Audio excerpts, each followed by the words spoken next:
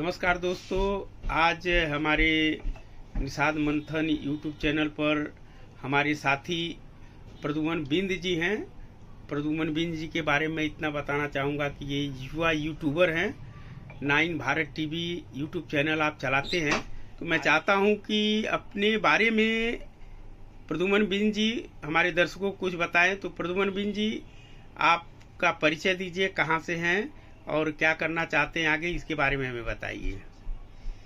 नमस्कार, मैं प्रद्युमन बिंद केवट, प्रयागराज उत्तर प्रदेश का एक जिला है जहाँ से बिलोंग करता हूँ। मैं मांडा से रहने वाला हूँ। अच्छा, ये मेरा अगला प्रश्न ये है कि आप एक यूट्यूबर है, युवा यूट्यूबर है, जी तो क्या यूट्यूब को आप एज अ करियर शुरुआत किए हैं, क्या सोच के किए हैं? जी सर। और क्या मतलब आपका आगे इस पर सोच है, क्या ब्लूप्रिंट सर, है यूट्यूब को जी लेके? सर, मेरा यूट्यूब का जो स्टार्टिंग है, ये प्लानिंग था कि ब्रॉडकास्टिंग जो होता है, आरएनआई कराने के बाद ब्रॉडकास्टिंग कराएंगे। और ये जो अभी आप देख ही सकते हैं कि जितने भी बड़ी बड़ी चैनल हैं, वो कहीं ना कहीं उनका एक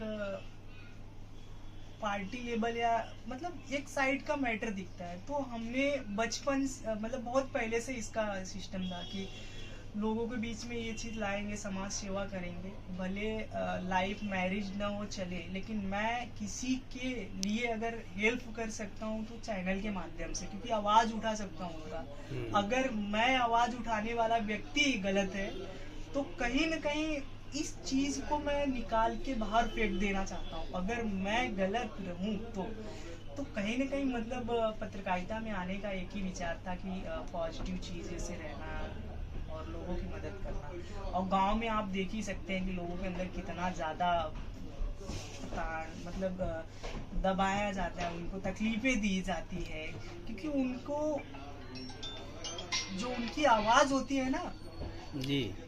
बड़े पॉलिटिकल के पास पहुंचाया नहीं जा पाता है। तो जिनके पास जानकारी नहीं, अभी द्रौपदी मुर्मू को देख लीजिए, प्रेसिडेंट, ये राष्ट्रपति हैं। उन्होंने क्या किया, क्या कहा कि जो अभी उड़ीसा चले जाओ और बाकी राज्य, ऐसे राज्य हैं जहाँ आदिवासी लोग रहते हैं, उनको बिना रीजन के उठा के उनको जेल में डाल दिया गया है। तो द्रौपदी मुर्मू बोले कि उनको जेल में जो डाला गया है, कभी उनका वेरिफिकेशन किए आप? कभी उनका कोई प्रॉब्लम देखे आप?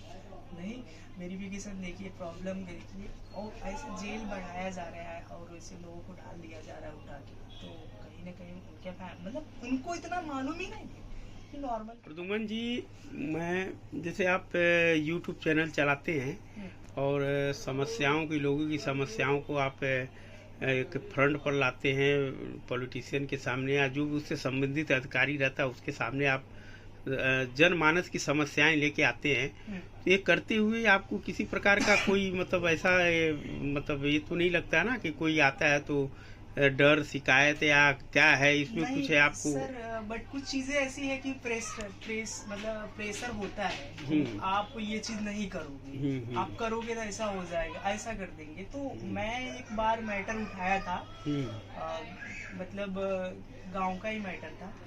तो उनका क्या था, घर मतलब दुकान था, तो वहाँ पे वो मतलब बड़ी हस्ती है, ऐसे लोगों ने मतलब उनको गिराने के लिए बहुत बार प्रेशर किया। तो मैं वहाँ पे जाके न्यूज़, अपना न्यूज़ जो था चलाया था। तो मेरे ऊपर उस टाइम हमला हुआ था, लोगों ने मतलब बहुत ज़्यादा ये कर लिया। तो मैं यही बोला कि आप बताइए ना, मैं लीगल हूँ क्या? लीगली पत्रकार हूँ, आपको दिखाया, पूरा ऑथराइड था मेरा सूचना में कार्ड भी सब कुछ जमा हुआ है, दिखाया उनको। फिर मुझे मतलब मेरे पास एक जो हुआ था ऐसा, तो मैं उसे दिखाया। फिर मैंने कॉल किया जो भी थे अधिकारी, तो उन्होंने मुझसे बात किया, तब उन्होंने मुझे छोड़ा, बोला कि गलती हो गई कि आप भाई इस तरीके से किसी के ऊपर हाथ उठाना, किसी को परेशान करना है तो गलत बात है, ऐसा नहीं करना चाहिए। तो इसकी वजह से बहुत सारी चीज़ें थी, तो मैं बैक हो गया। मैं चले कोई बात नहीं, नफरा नहीं करना चाहिए, पत्रकार एक दूसरे को सपोर्ट में ही रहना चाहिए, सपोर्टेड पत्रकार होना चाहिए। तो वही सब चीज़ें थी। तो आगे क्या प्लानिंग है आपका, जो यूट्यूब चैनल आगे मतलब करियर जो है, अभी आप यंग है, नए हैं, और आप आगे क्या यूट्यूब ही करना है या कुछ और प्लानिंग है आपका? नहीं, मैं आगे यही प्लान है कि पत्रकारिता ही करना है, जर्नलिज्म कोर्स करना है, मास्टर डिग्री लेना है, पढ़ाई मतलब रूम पे मेरे बुकेस है, पढ़ता हूँ वहाँ पर।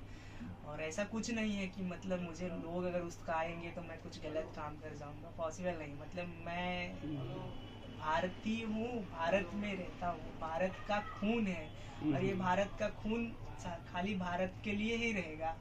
ऐसा कुछ नहीं है कि लोग मुझे कुछ भी अगर डाइवर्ट करेंगे तो मैं डाइवर्ट हो जाऊंगा, नहीं। मैं एक पत्रकार हूँ और जर्नलिज्म कोर्स करूँगा, अच्छा हुआ तो इससे अच्छा कुछ काम करूँगा, लेकिन गलत कामों में मेरा पैर नहीं उठेगा, ये मैं साबित कर दूंगा लोगों के अंदर। ठीक है, बस समय है, आज समय खराब है, कल सही होगा, उस चीज़ का इंतजार है, और समय की नहीं।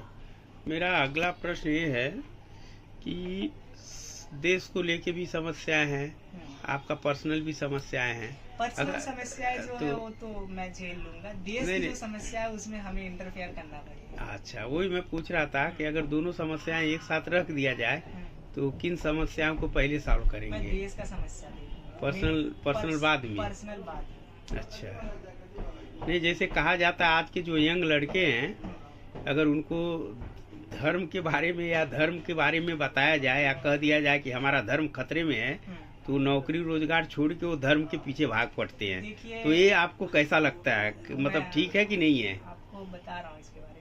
आप एक पत्रकार है, हम भी छोटे पत्रकार हैं, हम तो सीख रहे हैं, अभी हमारा युवा अवस्था है। तो जो धर्म का सवाल है, देखिए अपनी संस्कृति है भारत की, एक सनातन जिसको धर्म बोला जाता है, तो कहीं ना कहीं यहाँ धर्म मानते हैं, बौद्ध भी होता है, ईसाई और मुस्लिम, तो कई धर्म होता है। तो अपने अपने धर्म में लोग सही हैं, लेकिन जब धर्म की बात आती है तो लोग जैसे कहते हैं ना कि जैसे पॉलिटिकल पावर, जिन एमएलए हो गए, एमएलसी हो गए, तो उनके जो लड़के होते हैं विदेश में पढ़ाई करते हैं, और जो मतलब नॉर्मल युवा पर्सन होते हैं, तो कहीं ना कहीं उनके अंदर जो चीज़ें होती है भड़काई जाती है। तो हम एजुकेटेड हो, पढ़ाई करें, वकील बने, पुलिस बने, अफसर बने, मतलब ये सब चीज़ अगर हमारे अंदर रहेगी क्वालिटी, तो हम ईश्वर को भी उसी निगाह से देख सकते हैं ना। हम ईश्वर के बीच में जाके लड़ाई क्यों करें? मतलब हम पॉलिटिकल पावर को फायदा दे रहे हैं ना इसमें, हम अपनी व्यक्तिगत नुकसान डाल के पॉलिटिकल एक व्यक्ति के लिए, मतलब एक एमएलए के लिए पूरी जिले के, पूरे जनपद के कार्यकर्ता मतलब एक दूसरे में मतलब मिले रहते हैं, दुश्मनी पालते हैं। हमारा जो ब्लड है एक ही है, खून है, और हम उस खून और ब्लड को पहचानना चाहिए, इंसानियत। सही बात है। अगर समझ जाइए कि चूंकि आप एकदम यंग और युवा है, अगर कोई पॉलिटिशियन कह दे कि आपकी सनातन खतरे में है, सनातन धर्म खतरे में है, तो आप मान के चलिए आप बेरोजगार हैं, और कोई कह दे कि सनातन धर्म खतरे में है, तो सनातन की रक्षा करेंगे कि आप रोजगार मांगेंगे? दोनों में से आपकी प्राथमिकता क्या है? देखिए, प्राथमिकता तो सबसे बड़ी बात है रोजगार। अच्छा, क्योंकि अगर हम बेरोजगार और धर्म खतरे में है उसका नहीं रक्षा करेंगे, सनातन की रक्षा नहीं करेंगे। भगवान हमको देखते हैं, हम भगवान को नहीं देखते कि हम भगवान किस बात से खतरे में है, ईश्वर किसी बात से खतरे में हो सकता है। आपको क्या लगता है? नहीं तो जो मोदी जी कहते हैं, भाजपा जो कहती है कि धर्म खतरे में है, वो जो लफड़ा मंत्री नहीं सॉरी कपड़ा मंत्री जो है वो बोलते हैं कि धर्म खतरे में है, तो क्या लगता है वो पॉलिटिक्स कर रहे हैं या कि सच में धर्म खतरे में है? हमारे जो युवा हैं उनको आप एक्सप्लेन करिए। आप इस बात का मैं जवाब देता हूँ। पॉलिटिकल एजेंडा मतलब हम किसी बात को अगर एक बार नहीं 100 बार बोलते हैं, जैसे कोई चीज होगा, एक बार बोलेंगे तो सामने वाला सुनेगा, 2 बार बोलेंगे सुनेगा, 3 बार, 100 बार बोलेंगे ना, तो उसकी मानसिकता उस पर थोपी जाती है कि ये चीज आपने किया। आप समझ रहे हो? जैसे हम किसी चीज को उठा लिए, लगातार उधर ही फेंक रहे, तो वो दिशा दिखा दिया जाता है कि आप न इसी दिशा में गए थे। तो ये मानसिकता थोपी जाती है, थोपी जा रही है। मतलब ये पॉलिटिकल चीजें, जैसे अभी आजकल नया एजेंडा निकला है कि जमीन खोदो भगवान खोजो, जमीन के अंदर भगवान को खोज रहे हैं। ईश्वर का मतलब होता है विश्वास, इंसानियत। कभी कभी जो सनातनी होते हैं, सनातनी कम तनातनी ज्यादा होते हैं। ठीक है, तनातनी ज्यादा करते हैं, अगर उनके खिलाफ कुछ बोल दो तो तनातनी कर लेते हैं। तानातनी और दूसरी बात तो कहते कड़कड़ में भगवान है। जब कड़कड़ में भगवान है तो जमीन खोद के क्यों निकाल रहे हो? जहाँ मस्जिद है वही भगवान है। हाँ, जहाँ मस्जिद है तुम वही खोद के भगवान निकालोगे। अभी बौद्ध लोग, बौद्ध धर्मावलंबी अभी मंदिर खोद के बौद्ध निकालने लगे, तब क्या हालत होगा? आज सत्ता है, शासन है आपके पास, ठीक है, आप जो बहुसंख्यक समाज है, हिंदू धर्म कह लीजिए या हिंदू के पालन करने वाली सरकार है, उनकी सत्ता है, तो अब जिसका चाहिए उसका जमीन खोद दे रहे हैं। आपको मालूम है प्रकृति का नियम है कि आज ऊपर है तो कल नीचे जाएंगे। आज आपको 300, 200, 250 सांसद है तो कल फिर 2 पर जाएंगे। ये तो प्रकृति का नियम है, होना ही होना है। 10, 20, 40 साल में परिवर्तन होता ही होता है। कोई अमृत का जैसे होता ना, अमृत का घड़ा तो पी के आए नहीं, अमृत तो पी के आए नहीं है कि आप हमेशा यही रहेंगे।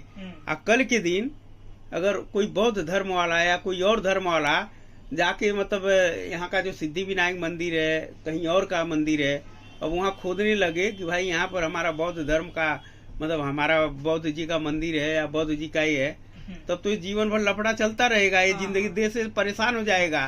देखिए, तो इस तरह का क्या आपको लगता है, इस तरह का जो आज भाजपा वाले कर रहे हैं, तो आपको क्या लगता है ये हिंदू मुस्लिम बांटने का कर रहे हैं या धर्म खतरे में है या जानबूझ के यहाँ पर जो माहौल बिगाड़ने का काम कर रहे हो? क्या आपको लगता है? भारत देश एक सोने का चिड़िया कहा जाता है। भारत देश में मतलब जो हमारी संस्कृति है, कहीं न कहीं यहाँ का जो संस्कृति है बहुत महान माना जाता है। और इस संस्कृति में अगर इस तरीके से पॉलिटिकल लोग हैं तो चीज़ें क्या होते हैं ना कि धीरे धीरे मतलब बिखरने लगता है। जैसे कि पॉलिटिकल ब्रेन वॉश करना, मतलब बार बार उस चीज़ों को ये करना, तो कहीं ना कहीं युवाओं को एक अपनी क्राइटेरिया बनाना चाहिए, एजुकेटेड होना चाहिए। पढ़ाई लिखाई अगर करे रहेंगे तो ये सब चीज़ों से डाइवर्ट नहीं किया जा सकता। मतलब उनको जो डाइवर्ट कर रहे हैं, मतलब कि आप ये चीज़ करें, ये चीज़ करो, ऐसे रहो, तो कहीं ना कहीं ये चीज़ बहुत मायने रखता है जो आप पॉलिटिकल बात बोल रहे हैं। तो हम